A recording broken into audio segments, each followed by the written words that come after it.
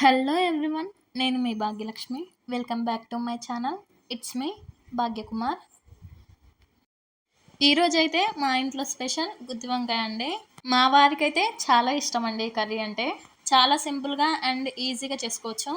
ఎక్కువ ఇంగ్రీడియంట్స్ అయితే ఏం అవసరం ఉండవు. మన ఇంట్లో ఉన్న వాటితో ఈజీగా చేసుకోవచ్చు. ఇంకా దీని ప్రాసెస్ ఏంటో నేను చెప్తాను. యాజ్ ఇట్ ఈస్ ఫాలో అవ్వండి.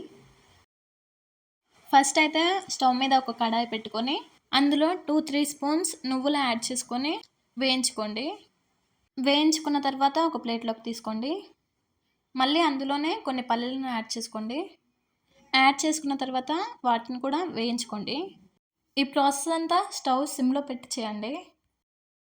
వీటిని వేయించుకున్న తర్వాత నెక్స్ట్ ఒక మిక్సీ జార్ తీసుకొని ఇందాక వేయించుకున్నవన్నీ మిక్సీ జార్లో యాడ్ చేసుకోండి. అలాగే అందులో మసాలాల్లో యాడ్ చేసుకోండి. మసాలాలను ఇందులోనే యాడ్ చేసుకోవడం వల్ల వాటి ఫ్లేవర్ అనేది తెలుస్తుందండి.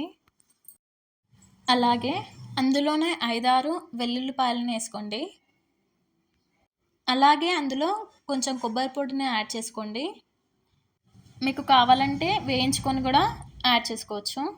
అలాగే వీటినన్నిటిని గ్రైండ్ చేసే ముందు కొంచెం సాల్ట్ యాడ్ చేసుకోండి. గ్రైండ్ చేసుకున్న తర్వాత పేస్ట్ని కొద్దిగా తీసుకొని పెట్టుకోండి కర్రీలో యాడ్ చేసుకోవడానికి.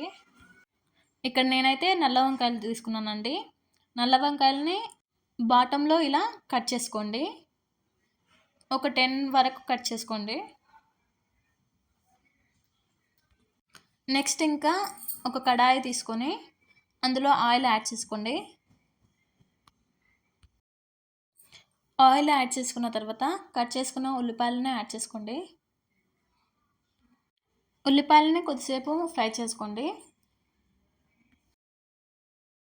ఉల్లిపాయలు బాగా ఫ్రై అయ్యాక అందులో కొంచెం పసుపు యాడ్ చేసుకోండి.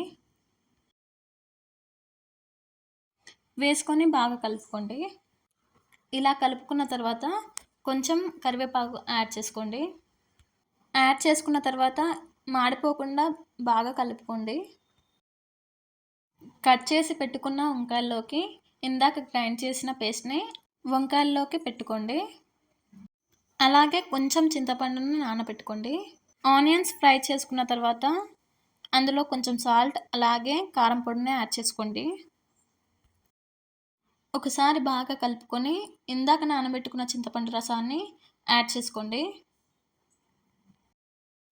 కర్రీ అనేది ఈ స్టేజ్లో ఉన్నప్పుడు గుత్తి వంకాయలని యాడ్ చేసుకోండి.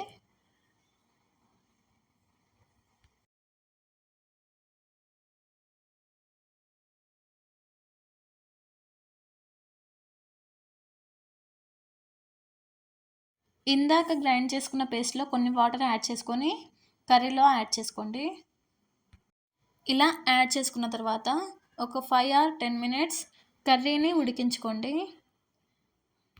స్టవ్ అనేది సిమ్లో పెట్టి ఉడికించుకోండి, లేదంటే అడుగు భాగంలో మాడిపోతుంది. అంతే అండి, చాలా సింపుల్ ప్రాసెస్. మీరు కూడా ఒకసారి ట్రై చేయండి. కర్రీ ఎలా వచ్చిందో కామెంట్ చేయండి. అలాగే ఈ వీడియోని లైక్ చేయండి. And don't forget to subscribe my channel. It's me భాగ్యకుమార్.